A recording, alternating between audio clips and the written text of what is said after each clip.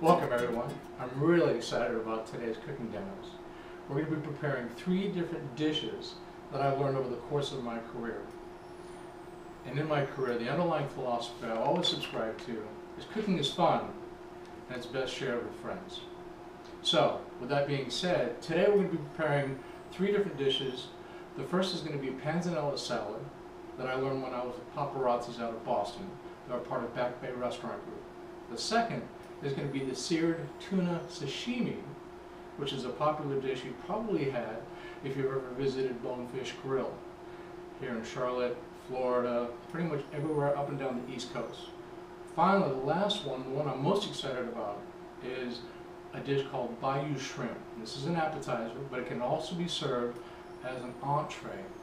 And this recipe was originated from First Street Grill, a restaurant in Jacksonville Beach.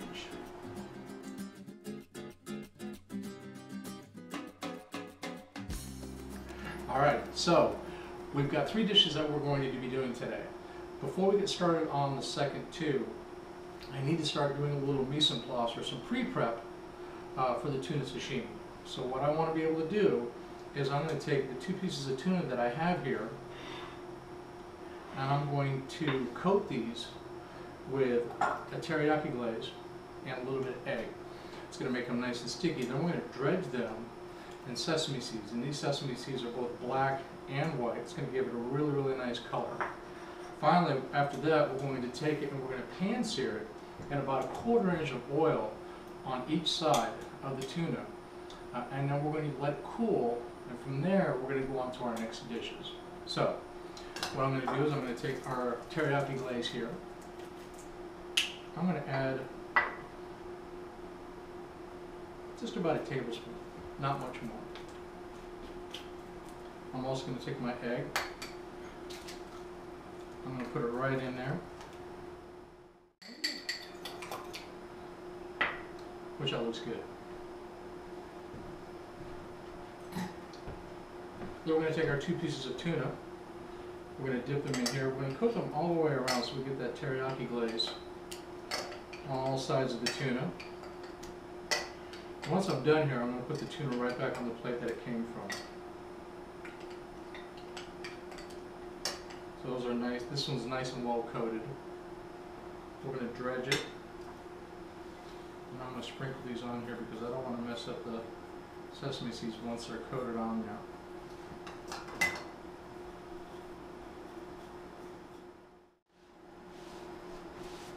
So we're done with our sesame seeds. And this is what your tuna should look like before we put it in the hot oil. Now I know my oil should be about 325 right now, almost 350. Anything hotter than that is going to cook it too quickly, and we're going to brown the sesame seeds too quick, and it's going to go past the temperature we want it to be. And we want this tuna to be about rare. So we're going to take them in there, place them in, and I can hear a nice sizzling for both pieces. I'm going to put them both in at the same time. I'm going to wash them carefully, okay? And then once I see that the sides are browning just a little bit, I'm going to turn them over. And we're done. So, I'm going to put these out, put them on the plate, and then we're going to move on to our next dish, which is going to be the panzanella salad.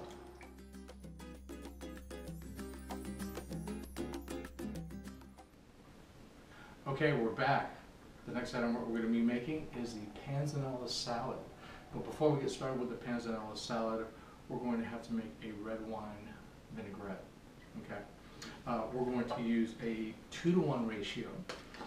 We're going to start with some olive oil here. This is Lucero's. Okay, this is a cold press extra virgin olive oil, and it's actually available here in the store. So we're going to put a 1/2 cup of olive oil in our bowl. That's the olive oil. The next is going to be the red wine vinaigrette, or the red wine vinegar. With this, we're going to use half the amount of the olive oil that we used. We're going to get rid of that top. We don't need it. We're going to add that in. Not worried about how it mixes just yet. Now with this, in order to keep it consistent and emulsified, or at least help it stay emulsified for a decent amount of time, we're going to put a little honey in here. This is for the emulsification, but it's also for a little bit of flavor. Let's just say that we're going to add a good tablespoon. The next thing that we're going to add, we're going to scrape that off as well.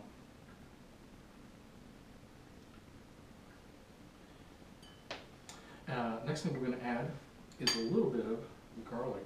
Not a lot, just a little bit. Let's just say it's a teaspoon of garlic. Depending on what household you're in, it could be more.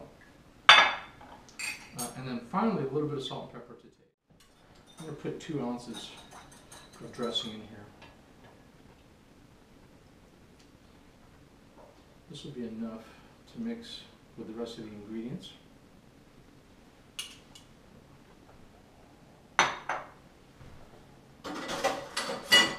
Now, once we've got the goat cheese in here, we're going to mush it around in the vinaigrette. We're going to add our capers in, and we don't want the goat cheese to get completely dissolved. We want to save some chunks in here. That way it's got some texture when it goes into the salad. Okay? Here's my capers. Mix those up there as well. Finally, I'm going to take some of my bread. Now this is a French bread. It's actually, they call it one-day-old French bread. Actually, I put this in the oven to get it dry for tonight's demo. We'll put all that in here, and we're going to let the vinaigrette and the goat get absorbed into that bread. Mix it around well. And then we're going to finally add our lettuce in here. We're just going to toss it in there nice and light. Just enough to coat the mixed greens.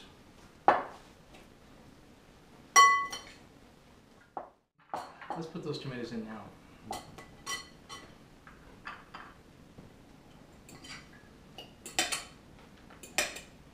There we go.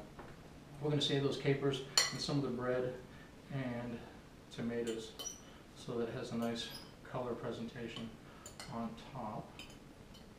There we go. That's looking really, really nice. This is really quick and easy. It's very fresh. The last item that goes in the salad, and it's not a part of the original recipe, but I just couldn't resist when I saw them, and I thought how nice they would go with the capers, is Kalamata olives. And I'm just going to take these Kalamatas and I'm just going to slice them. With the Kalamatas, make sure that even if you buy them in bulk in the salad section, you're going to want to check for seeds every now and then, so just take them, squish them around, make sure there's no seeds in there. Once it's all done, take it, and along with the green and the red and all the other colors, you've got the finished salad with Kalamatas. So here's our panzanella salad.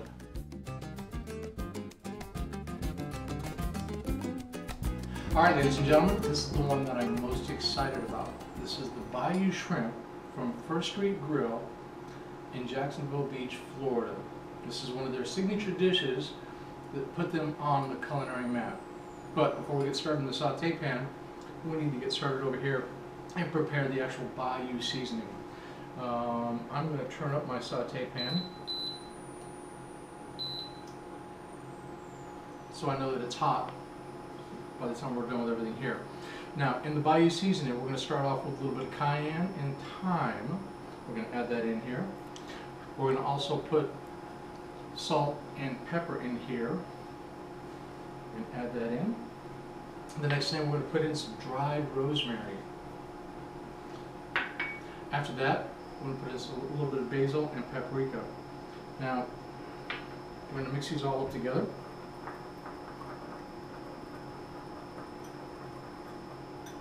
And when it's all said and done, We're going to put in about a tablespoon into our saute pan once everything gets started.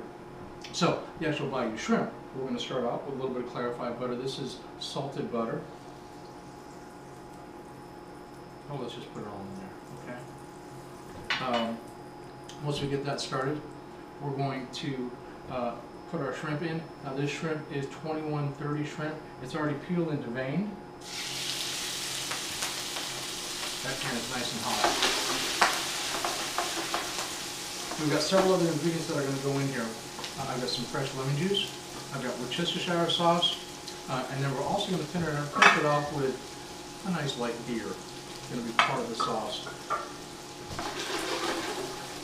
I've got garlic here we want to add in.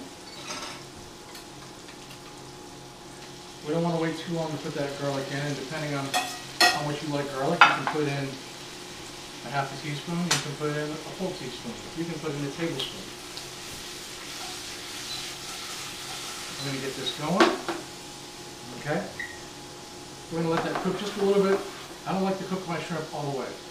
Okay, I like to cook it so it's like a medium well. Anything past that, it gets too rubbery, it gets too tough. We don't like that. So, the next thing we're going to add in here is a little bit of Worcestershire. I wish you could smell this. Also, some lemon juice. And we're going to let that reduce just a little bit. I'm going to pump up my heat. One more, just a little bit more here. And next, I'm going to add my seasoning. Now I'm going to put my seasoning all over here. And make sure it gets in everywhere. This is why I'm excited. I wish you could smell this. I can smell the Worcestershire. I can smell the lemon juice. I can smell all the seasonings coming up. Now, next thing I'm going to add in here is my beer. For the amount of shrimp that we have here, which is about a half a pound, it says or add a quarter cup of beer. That looks like about a quarter cup of beer. Save the rest for later. So again, we're going to let this reduce a little bit. And I'm using this induction burner. More importantly, I'm using Movell pan. This is a 5-ply aluminum stainless steel pan. It's got commercial rivets on it. It's got a stay cool handle, and it's got a nice curve to this handle. It makes it really, really comfortable to use on any burner, whether it's gas or electric or induction. And this is actually available here at the store. So we're going to let that reduce a little bit. And then I'm going to add 3 small sticks of butter here. Okay, our beer sauce is reducing. Our shrimp is done. I'm going to turn this off. We're going to plate this up. And not only is this a fantastic shrimp dish, but the sauce is a great dipping sauce as well. And that's why we're going to serve it with a sliced French bread. So, once again, this is the bayou shrimp from First Street Grill in Jacksonville Beach, Florida. Thanks.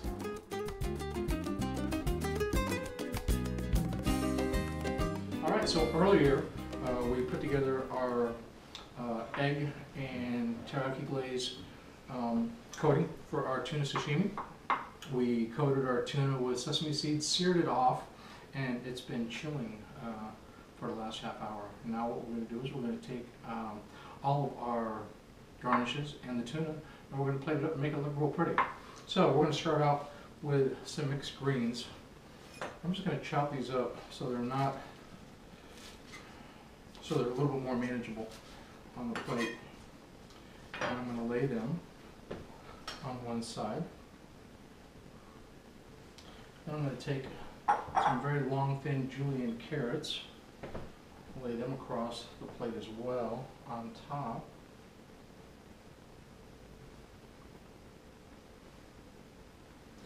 Next, I'm going to take our tuna. I'm going to slice this nice and thin. And you can see, hope you can see, that it's just seared around the edges, and it's a nice red, deep red color, which is the way a good quality tuna should be. So we're going to continue slicing, trying to keep as much of the sesame seeds intact. And then we're going to place this across our bed of lettuce with carrots. You can fan this out. Now, we've got a couple sauces we're going to add to this. We have a sashimi sauce. This is made with mayonnaise, lemon juice, soy sauce, and a little bit of garlic. We're going to just take this and we're going to drizzle it right across the top, and then we're going to pull it to one side, not to cover the tuna completely. And then finally, I've got some sriracha. We're just going to dot this on the plate.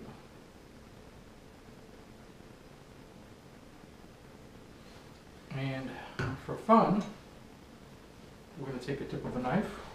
You can do this with a toothpick as well. And you can run that through, and you'll get these nice, pretty little patterns. So here is our tuna sashimi. Again, this is an appetizer you're probably very familiar with if you've ever eaten at Home Rich.